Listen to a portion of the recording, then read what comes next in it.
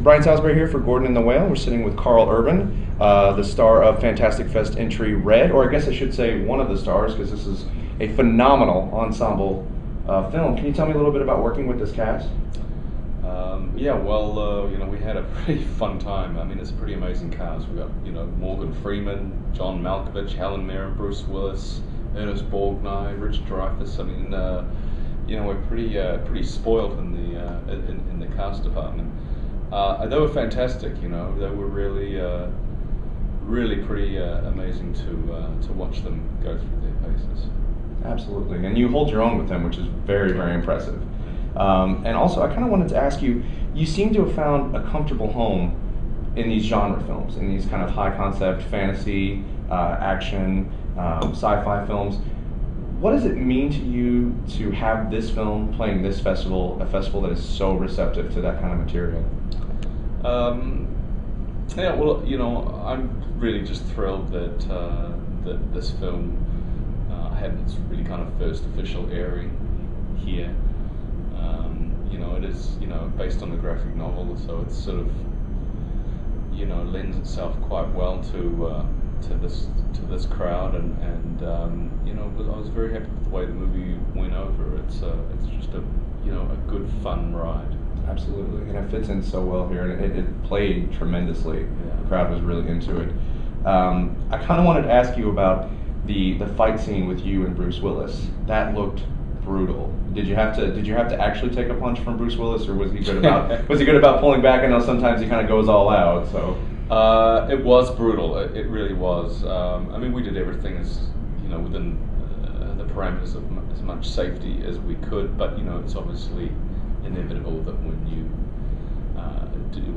work like that you're going to get bumps and bruises, and certainly that was no exception. But I have to say we had a really fantastic team that we were working with.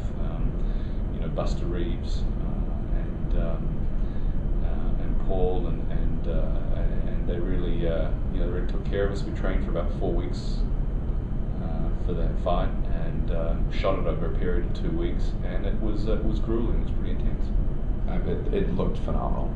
And there is one question, if I can get away from the movie for just a second. I'll obviously come back to it. I've always wanted to ask, if you could play one historical figure, just you had your pick, they were making a movie, you could decide the movie and obviously play the lead role, who would it be? Wow, one historical figure. Wow, that's a good question. There's many. I think what Ernest Shackleton accomplished was pretty extraordinary. And there's a New Zealand mountain climber who passed away on Everest.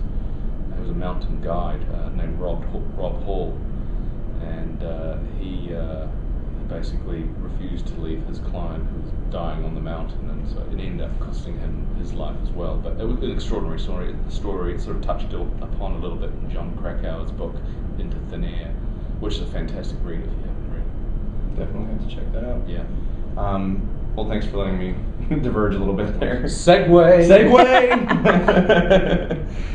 Let me ask you this, because I hope you don't mind answering probably your millionth question about Judge Dredd. But can you tell me a little bit about, because I know you're a fan of Judge Dredd, and it's a comic book that doesn't get a lot of appreciation. Can you tell me a little bit about what you want to bring to that character, knowing that since the first film has come out, the audience has changed pretty dramatically? I feel pretty blessed because we've got a really great script written by Alex Garland, and Pete Travis is going to direct it, and I very much plan to be very kind of faithful in many respects to what John Wagner originally created back in '77, and it's going to be gritty, hardcore. The world is going to be a lot more realistic. It's not going to look like it's a studio backlot, and it's going to be sort of a pretty high octane ride. And you're keeping the helmet on the whole time, I heard. Yeah, that's the way the character was originally conceived. Precisely. It's part of the enigma of Dredd, and You know, he represents that sort of that faceless system of justice. You know, and I think it's kind of cool. It's like, as I said last night, it's like getting to the end of the Clint Eastwood Western and realizing, oh, I didn't even know the character's name. You know, so it's kind of cool. Very mysterious. I like it. I like it. So I know that with Star Trek, you're a big fan of the series. Yeah. Can you just tell me maybe your favorite episode or episodes of the original series? Yeah, I like the Thorlian Web. That was one of my favorites. A Mock Time, I think, was also pretty good. Mm-hmm. Yeah, definitely. What else? Oh, there's many. Yeah, those are two fantastic Yeah. episodes, to be certain. And I know that's, I guess what was so interesting to me about, because a lot of actors who play these adapted roles have to kind of go out and do research after the fact. Yeah. But, I know with Star Trek you were such a big fan, and I think that's kind of why, honestly, your performance as Bones is so inspired. And it's such and people like to say you capture DeForest Kelley so well, and that's part of it, but it really kind of shines through that you actually were a fan and you had been familiar with this, and I think that's why it stands out so much. So I just kind of wanted to ask about that. What is your most memorable film-related experience from your childhood?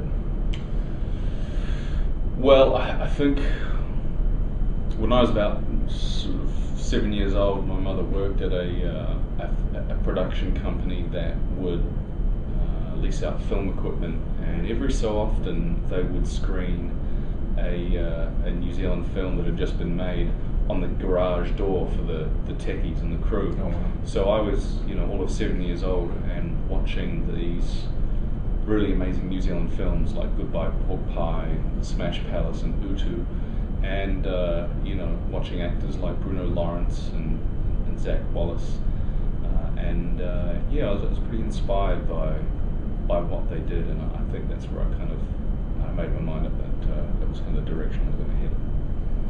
You've played a lot of American characters that kind of forces you to hide your accent. And to be perfectly honest with you, I had no idea that you were from New Zealand until you got up at the Q&A last night and started speaking. Yeah. Can you tell me just maybe a little bit about how you, like, the training process for that must be intense? Yeah, it is. It's like any other element in a character that you have to devote time and energy into getting it right. Whether it's learning to ride a horse or fire a gun, or Both things he's also learned to do, by the way. I just wanted to throw that out there. Drive cars pretty fast, and the dialect is another aspect, and it just takes commitment. Well, you've done a fantastic job with it. Fantastic performance in this movie, and I really do appreciate your time today, Thank Mr. you very Burke. much.